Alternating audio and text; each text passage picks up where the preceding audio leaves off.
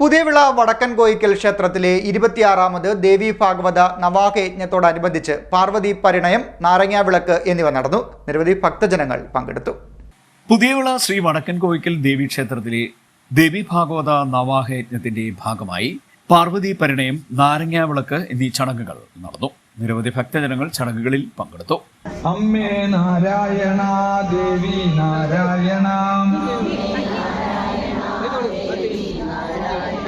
ലക്ഷ്മി നാരായണ, ഭദ്രേ നാരായണ,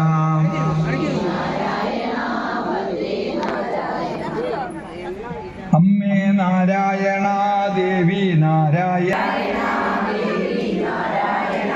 ലക്ഷ്മി നാരായണ, ഭദ്രേ നാരായണ, ദേവി നാരായണ, ലക്ഷ്മി നാരായണ, ഭദ്രേ നാരായണ, അമ്മേ നാരായണ, ദേവി നാരായണ, ലക്ഷ്മി നാരായണ, ഭദ്രേ നാരായണ, ദുർഗേ നാരായണ.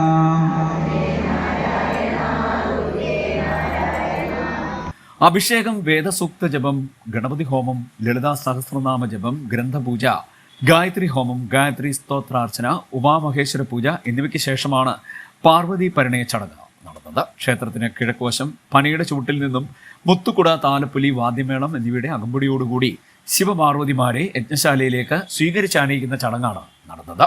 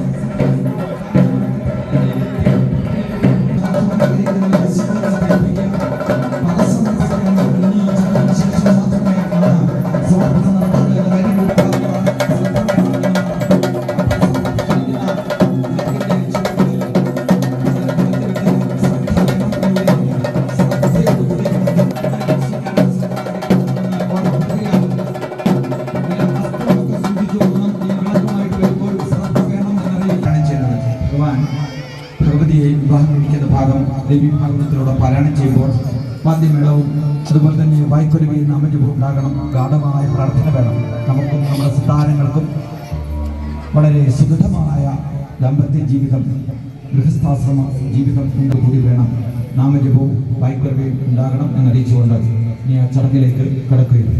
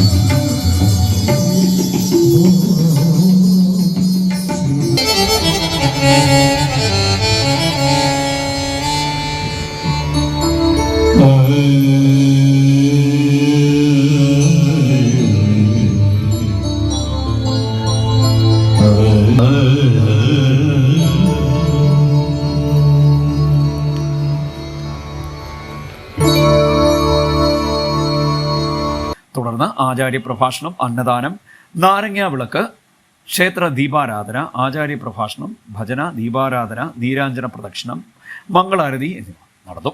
ചടങ്ങുകൾക്ക് യജ്ഞാചാര്യൻ സുരേഷ് പ്രണവശ്ശേരി മുഖ്യ കാർമ്മികത്വം വഹിച്ചു. ക്ഷേത്രതന്ത്രി പുല്ലാമഴി ദേവൻ കൃഷ്ണൻ നമ്പൂതിരി, ക്ഷേത്ര മേൽശാന്തി അനന്തു തിരുമേനി എന്നിവരും മുഖ്യ കാർമ്മികത്വം വഹിച്ചു. CD net news Kayamkulam.